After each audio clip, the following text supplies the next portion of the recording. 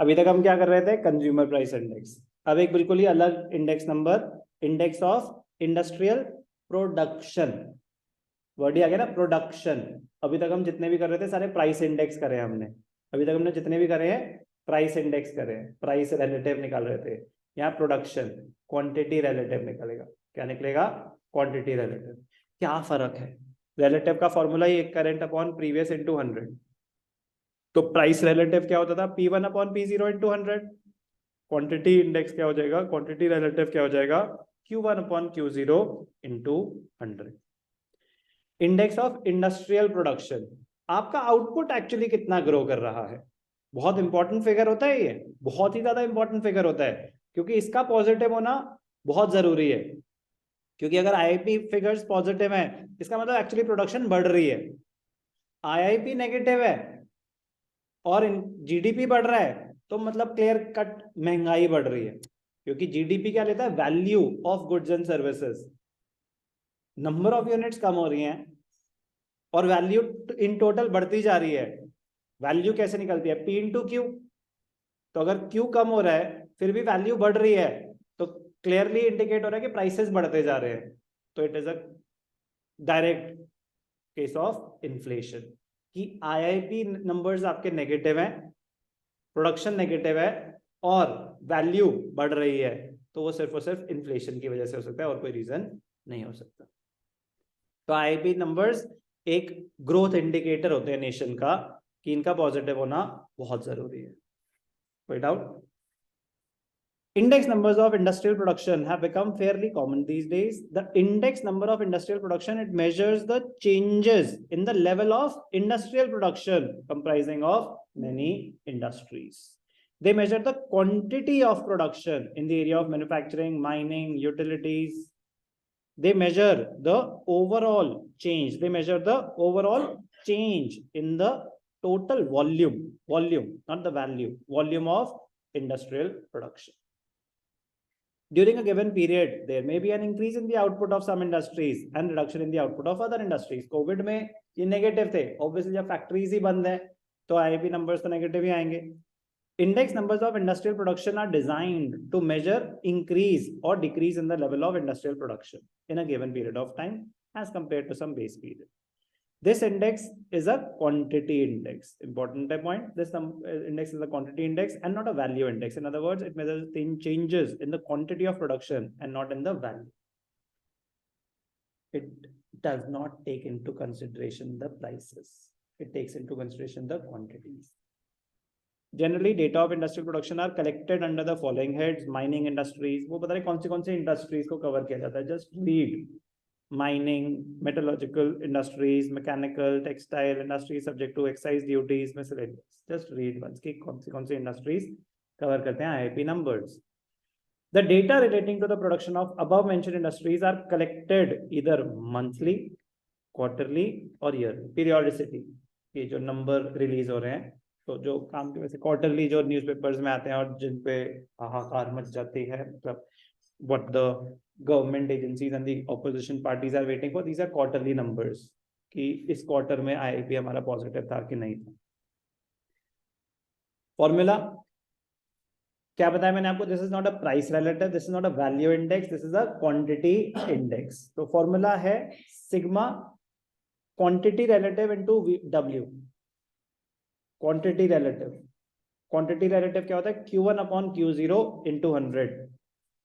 Q1 upon Q0 into 100, ये एक relative निकला, मल्टीप्लाइड बाय वेट W, उसका total sigma relative into weight का total divided by sum of weights. Weights आपको directly given होंगे, आपको सिर्फ क्वांटिटी रिलेटिव निकालना है, वेट से मल्टीप्लाई करके उसकी प्रोडक्ट निकालनी है.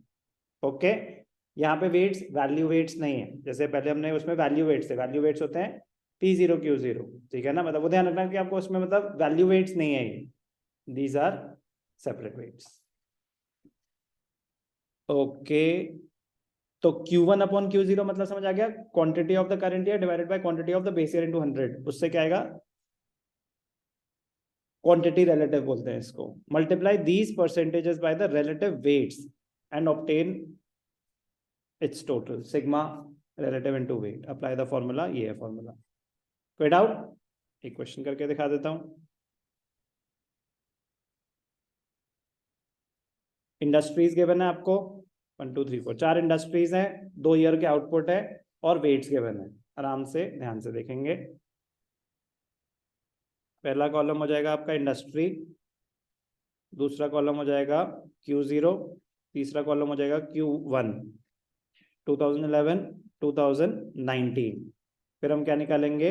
Q1 upon Q0 into 100। Weights हमें गिवन है,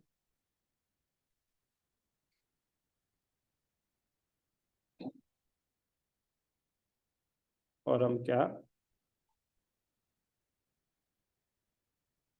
Q1 upon Q0 into 100 into W। Last column में प्रोडक्ट आ जाएगा।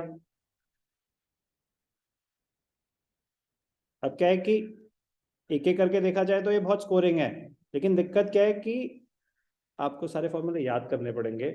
कोई भी एक आएगा, Laspeyres, Paasche, Fisher, cost of living index, simple aggregative method, simple average of price relatives, ऐसे फॉर्मूले काफी सारे हो जाते हैं, तो वो आपको याद करने पड़ेंगे। ठीक है ना? अब जैसे आईआईपी है, अपने आप में बहुत सिंपल चीज है, लेकिन मैं कह रहा हूँ ना कि आपके लिए तो मल्टीपल फॉर्मूले है ना, तो आपको ये याद आना कि आईआईपी में फॉर्मूला कौन सा यूज होना है, that is the most crucial. आपको उस मेथड का फॉर्मूला याद आ जाए तो अपने आप में इंडेक्स नंबर्स की कैलकुलेशन बहुत सिंपल है, बहुत बेसिक कैलकुलेशन है, कोई कॉम्प्लिकेटेड कैलकुलेशन, मतलब पूरे स्टैट्स में कैलकुलेशन वाइज सबसे आसान ये है इंडेक्स नंबर्स। बट दिक्कत क्या आती है? बस फॉर्मूला करेक्ट याद आ जाए। इंडस्ट्री कौन सी है? हो minerals, chemicals, electrical, textile. 2011 125 80 170 220 190 140 272 308। Quantity relative निकाल देंगे। 190 डिवाइडेड बाय 125 इंटू 100। ठीक है ना? कैलकुलेट करने की जरूरत नहीं है, आपको अलग से क्वेश्चन मिल जाएगा। 140 divided by 80 into 100, 80 divided by 140 into 100, 57.14। 80 divided by 140, 57.14। ठीक है, माय मिस्टेक। मैंने हाँ वो Q1 अपॉन वो मतलब ना कि एक डिस्ट्रैक्शन और बुरा हिल गया। Q1 अपॉन Q0 मैंने गलती से Q0 upon Q1, Q1 relative current divided by base 140 divide, दिखते ही कुछ लग रहा था कि कुछ गलत हो रहा है। 175, क्योंकि कैसे देखा कि ये तो बढ़ रहा है, it should be more than 100। कोई चीज बढ़ रहा है ना तो it should be more than 100। Index number more than 100 means growth, less than 100 means degrowth. तो जब वो 80 से 140 हुआ, it has to be more than 100। 272 divided by 160, 308 है वो। 308 डिवाइडेड बाय 220। कोई भी doubt? Quantity index, weights given है, क्या है? 35 40 10 15। Quantity into weight 152 into 35 5320 175 into 40 7000 1600 140 into 15 2100। 21 plus 16 plus 7000 plus 5320।